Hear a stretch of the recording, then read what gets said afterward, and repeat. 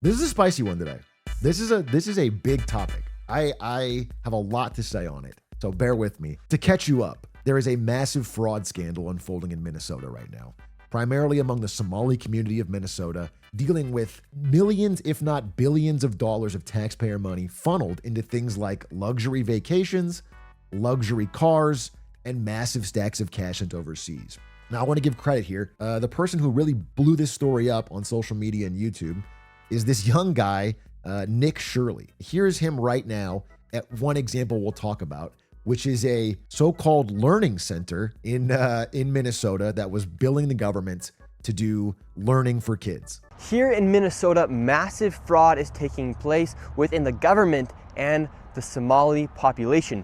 Here, this building alone, Quality Learning Center, is a daycare, yet they spelled learning wrong and they said leering. This daycare alone in 2025 has received $1.9 million from the government. And the strange things about these childcare centers is there's no one here right now. It's midday on a weekday. And if you were to try to go inside, it's completely closed and the windows are all blacked out. Not a great look. Not a great look. And in the video, he goes around with this. It's actually a pretty insane tag team of like a seemingly clout goblin Zoomer and like this old guy David here who's like got all the files and paperwork from 10 years of tracking this. And their combination is actually kind of beautiful. And they go around and investigate all these different buildings that are supposedly, offering learning to kids or food or daycare or autism preparedness. And there's no kids, and they're all charging the government large amounts of money. So I respect a lot the work of this duo and what they did. There's parts of the video I don't like when they have AI generated Sora videos of black people throwing money in the air in luxury cars. I think it sends the wrong message, but the core journalism of actually going to investigate was great, and I really enjoyed it. So listen, let's back up here. When it comes to government fraud, there's a general zoomed out pattern you should take a look at. Generally, it starts with a good idea because politicians primarily get elected and get votes from having these good ideas. They might say, listen, it's a damn shame that all our kids in this country can't ride bicycles anymore. We need a government program to teach everybody, every child in America to ride a bike. Whatever it is. It could be something more real, like no kid should be hungry. It could be we need to increase test scores. We need to have better preparedness for people with autism. Whatever. It'll be a goal, a big positive goal that you can run on. And this is what people love to see. People love these goals. They vote on these goals. And then a bill gets passed. So this is the big part of the politician. They campaign on it and then they sign something. And then once they sign something, a big pile of tax dollars, whatever amount they did in the bill, now has to be allocated towards actually making that goal real. This part's rather interesting because if you'll notice, this part in green here, the goal and the bill signing, this is what we watch. This is what everybody votes on and follows up on and takes interest in and the news covers. But this part, the actual execution of the task, is boring. Politicians don't really care about it. They're too busy campaigning for their next thing. The news doesn't really follow up on it. We don't really know. And so the actual, how does this get done and where does this money go is very nebulous and vague often. And this is a ripe arbitrage area for fraud, okay, this orange area. Because this gap between big pile of money and thing that needs to get done could be filled with friends of the politician. It could be filled with people that aren't that good at teaching kids how to ride bikes, but can promise they are to get tax money. It can be filled with outright fraudsters. It can be filled with a lot of things can get in the way. And this is a major reason why in this country, we throw tons of tax dollars at things, but often do not reach the goal. It doesn't have to be outright fraud all the time, but that's what we're talking about today.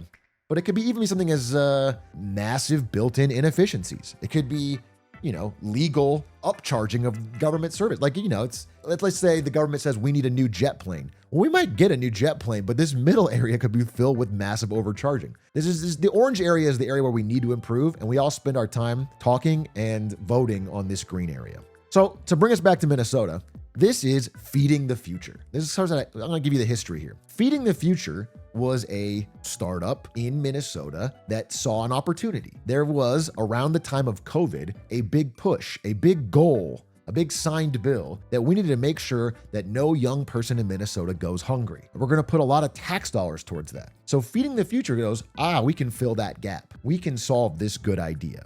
And they own a couple restaurants, Somali restaurants in Minnesota. And maybe they do originally feed a few children. I couldn't track down whether they ever did anything at all, but very quickly they realize that the government isn't really checking. They can submit the bill saying, hey, we fed a bunch of kids, and then they get a check from the government, and that's that. And so these empty restaurants start pulling in huge amounts of money, millions of dollars in child food aid. This one example, Safari Restaurant, claimed to serve 3,500 meals in a day, yet looked relatively empty. Another restaurant claimed 6,000 in a day in a town of 2,600 people. So you might be wondering, if these empty-looking restaurants are charging for huge amounts of children, wouldn't somebody go check? Wouldn't somebody show up at the door unannounced and just make sure there's actually people there that they claim to be before they send the check? Normally, they did do that. But in COVID, because of the demands and the worry about people getting COVID-19, the USDA had a nationwide waiver of on-site monitoring requirements. So you no longer had to have an on-site monitor from the government come check if you were really doing what you were saying you were doing. Now, this is a very interesting document that I'm pulling up here because I had to go to the Wayback Machine to find this. And if you try to go to this website now, it's been removed as of November 17th of this year. Now, this is a 4 or 5 year old document. They just removed it now as this scandal is blowing up, but it is a direct smoking gun of how this fraud was allowed to become, from maybe something small to something massive. With nobody monitoring, it became the obvious choice, the massive arbitrage. There's this huge pool of money and nobody is checking. All you have to do is say that you're feeding kids. And so they did. And so massive frauds in groups of food programs for needy children started to pop up. And you might think that would be it. The jig is up. Where can it go from here?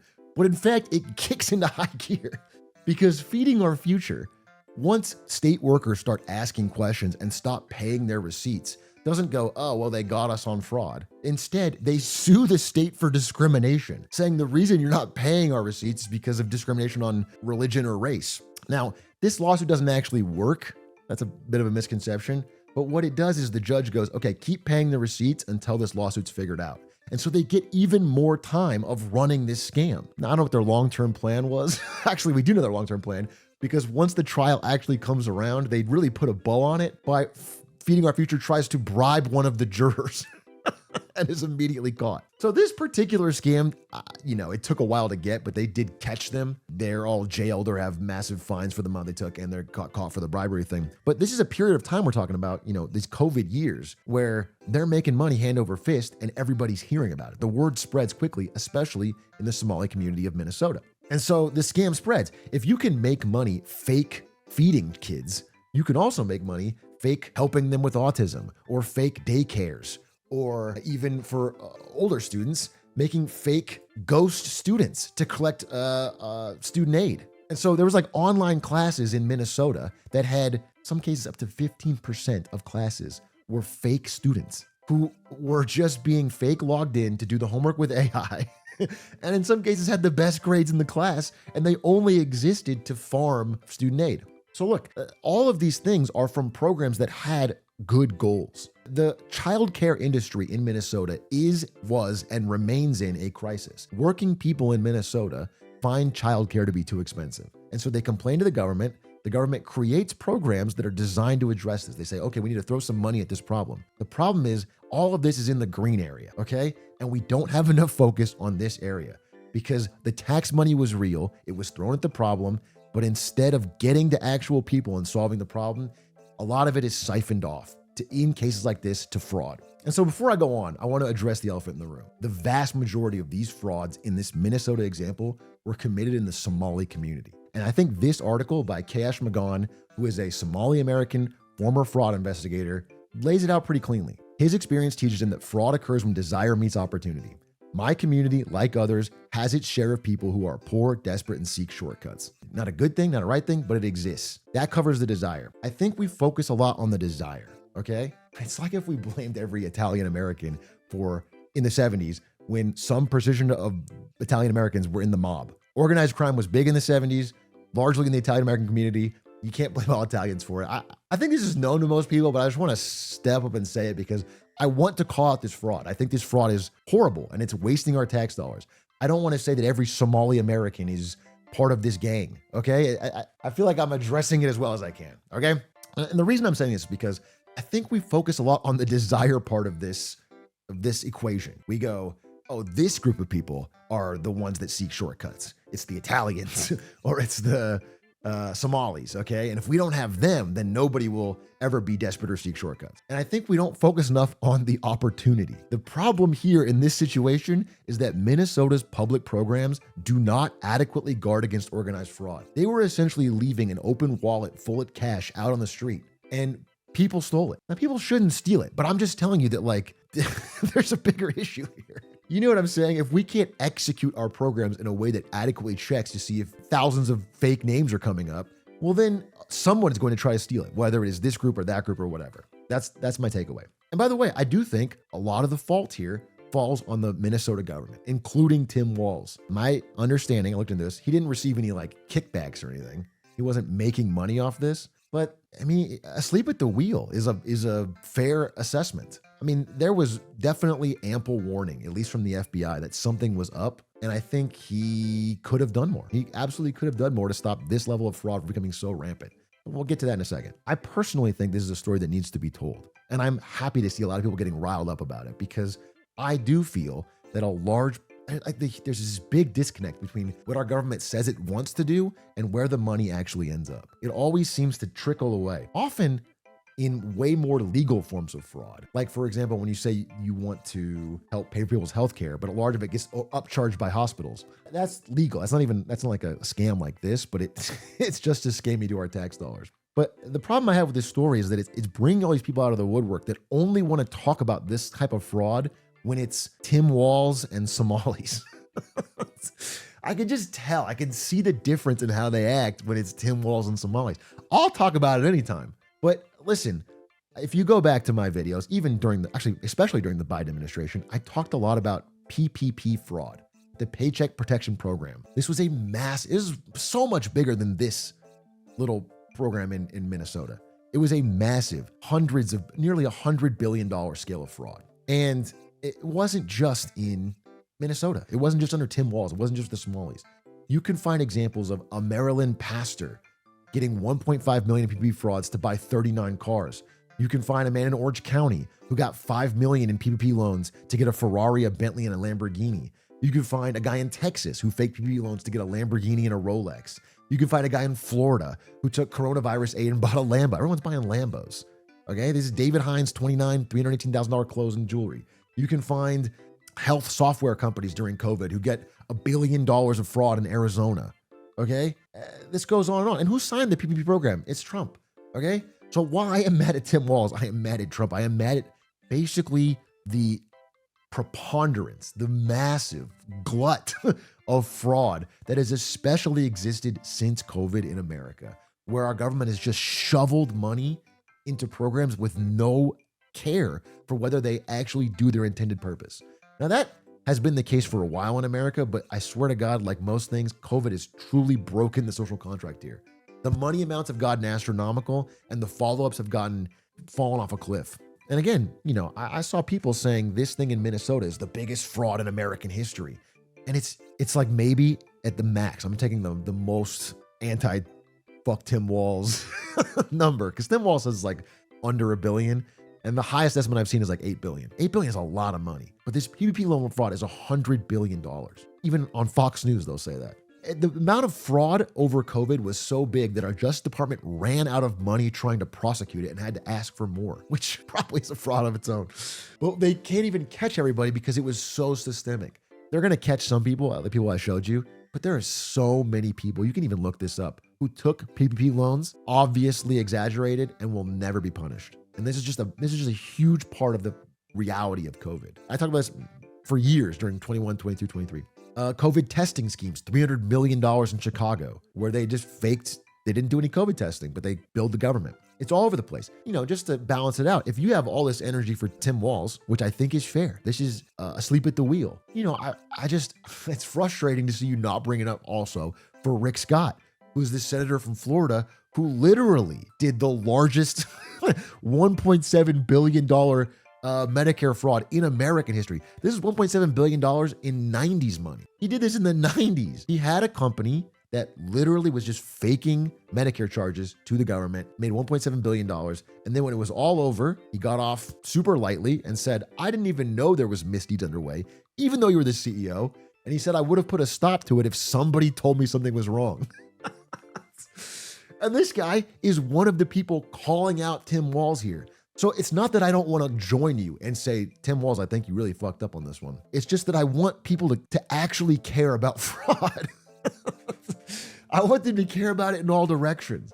I would like us as a country to seriously hold everyone's feet to the fire on, if we're going to give you our tax dollars, it has to be spent appropriately. I don't want it to just be a political thing. I don't want it to be, well, okay, it's all good except for the Somalis and Tim Walz. I mean, look, on a grander scale, 47% of our discretionary budget in America, actually I think it's gone over 50% now with Trump's new bill. So over half of our discretionary spending is on defense, is on the military. It's actually not even called defense anymore.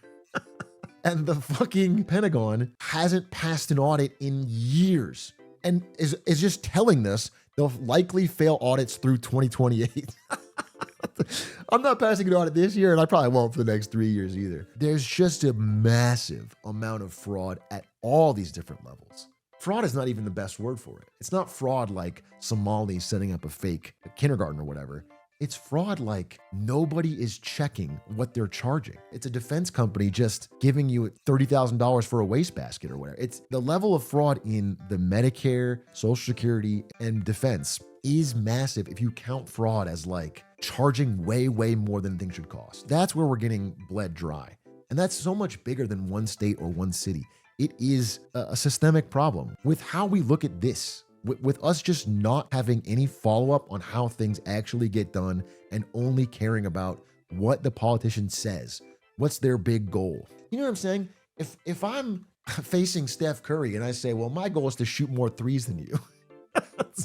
That's a great goal. That would help me. If that was executed well, I'd win the game. But execution fucking matters. And we have way too much focus in this country on short-term talking points and not enough on execution, getting quality, intelligent people who are focused on real execution. So I'm ranting a little bit, but I'm passionate about this. And I just think it's a bigger problem. And I don't want it to see replaced. I mean, again, Elon Musk has been tweeted he tweeted 30 times today about this Tim Walz thing. And, for the most part, a good number of them, I agree with them. I look at this reporting and I'm like, dude, this sucks. I don't like this scam. But it's just Elon, bro, you're acting like you didn't have the power to make a significant impact here. And then when you got it, you didn't cut anything related to defense. You didn't cut anything related to Social Security. You didn't cut anything related to Medicare. And you primarily just fired federal employees and statistically picked things that donated more to Democrats than Republicans and cut them as more of a fuck you. And it was all a minor rounding error because at the end of the day, once you step down in May, the US had spent $166 billion more than last year. So there was no cuts. You know what I'm saying? I guess I'm just trying to explain. I think there's people that'll click on this video that are really riled up about this Minnesota thing. And I am with you. Honestly, I am. I just want you to keep that energy, man. I want us to fucking take everyone down. If the end goal of this is that we lock up some Somalis and Tim Walz steps down, the change is not big enough. And people like Trump and Elon that have promised this stuff and make no changes, it's not big enough for me. So look, that's the takeaway. This fraud story probably will get some pretty big coverage because, to be honest, it's just a straight up bad look for someone that the right really hates, which is Tim Walz. And I would love to see material change. I guess my big takeaway is we have the money. We are the richest country on earth, man. We have the money, if it was used effectively, to do incredible things. We don't need more money, really. What we need is more effective use of it. And things like this, I think fraud is just the tip of the iceberg. I think the legal fraud is the bigger thing, but I would like to see a change. And I'm trying with this content, with this message, to get people from different political backgrounds to agree that regardless of the group or the politician or where you voted in the election, what the city is, city or rural, we have to hold these people accountable collectively or nothing's going to change. We'll just get a different rotating cast. All right. It's late here. I'm going to bed. I'd love to talk about this more. Thanks for the comments. Bye.